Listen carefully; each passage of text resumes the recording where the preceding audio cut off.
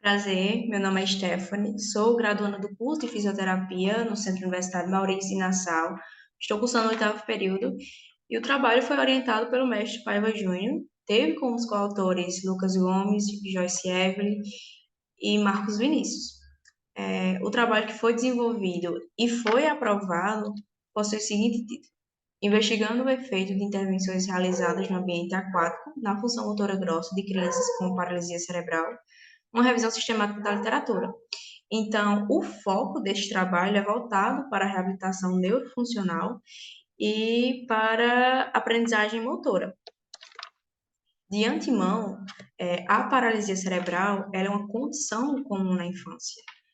Ela trata-se de um desajuste no desenvolvimento do cérebro ainda em desenvolvimento, na verdade, e pode acontecer na gestação, no nascimento ou no período neonatal, né? Vai ter comprometimento motor, vai ter comprometimento cognitivo, de comprometimento corporal, né? E do movimento. Então, isso vai gerar uma grande limitação nas atividades do cotidiano.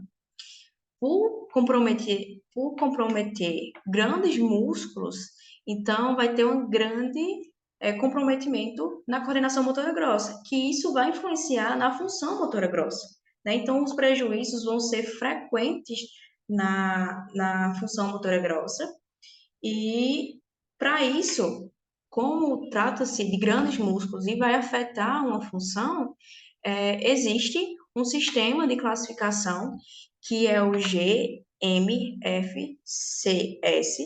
que é um sistema de classificação clínica, né, de 5 níveis que descreve a função motora grossa de pessoas com paralisia cerebral com base nessas habilidades e nesses movimentos.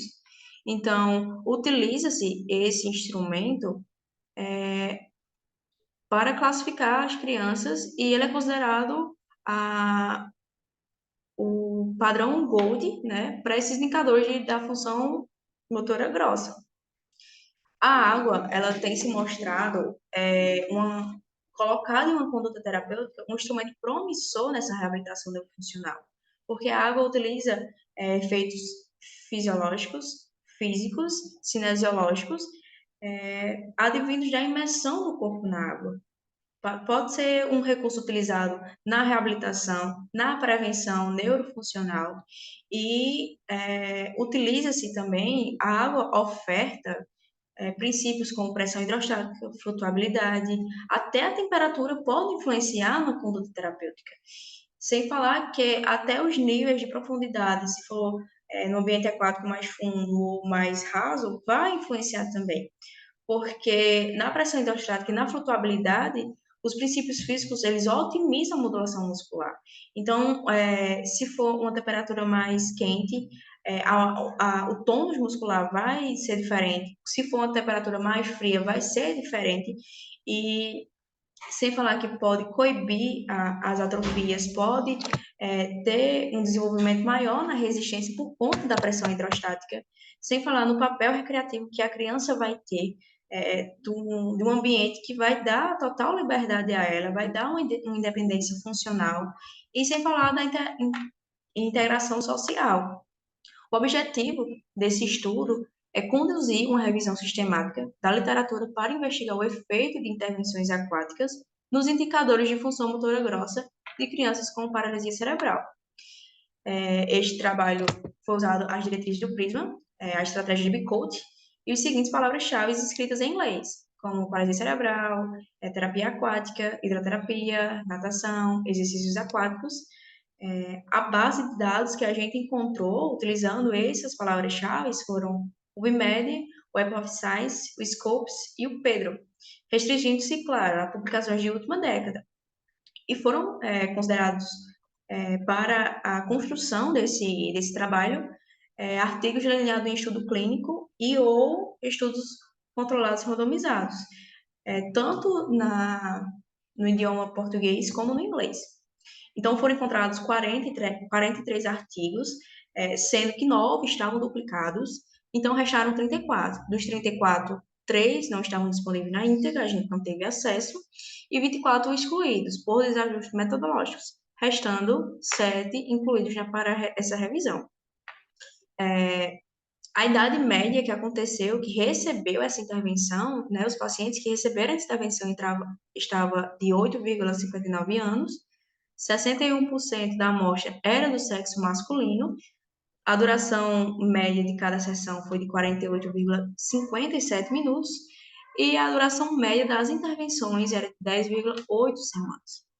Então, a gente concluiu que dos 7 artigos, apenas 6 tiveram diferenças significativas entre grupos, né? Apenas não, 6 tiveram essas diferenças e apenas um, aí sim, apenas um não teve diferença. Então, ele não encontrou diferença após a intervenção na função motora grossa.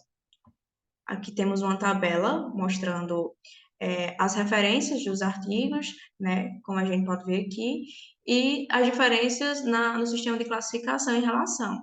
A gente pode ver que a diferença de pontos de um artigo para o outro são pequenas, e apenas um não teve, não foram observadas diferenças entre os grupos. Conclui-se que a gente concluiu que essas intervenções e a duração de sessões deveriam ser com um número maior e a frequência maior. E que cada pessoa, cada portador de paralisia cerebral necessita de uma intervenção focada em sua faixa etária. Não é uma receita de bolo e a gente sabe que esses pacientes, uns têm comprometimento maior que o outro, então era necessário que já que tem o instrumento de classificação, né, seria necessário só mais um cuidado sobre isso. Estudos que apontem intervenções focadas para aquela faixa etária. E concluímos que os exercícios aquáticos podem ser ferramentas promissoras, sim, para a reabilitação neurofuncional de crianças com paralisia cerebral.